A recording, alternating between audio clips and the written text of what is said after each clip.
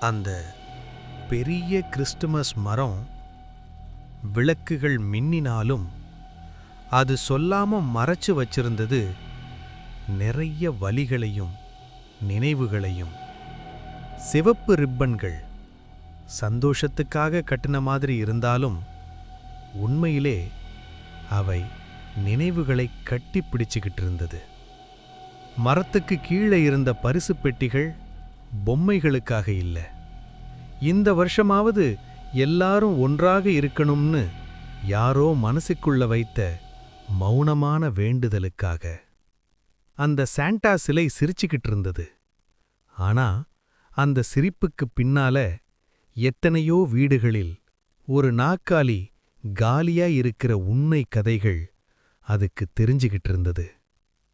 மரத்துக்கு முன்னாடி ஒருத்தர் நின்னிருந்தார், கைய ஜேப்ல வச்சுக்கிட்டு.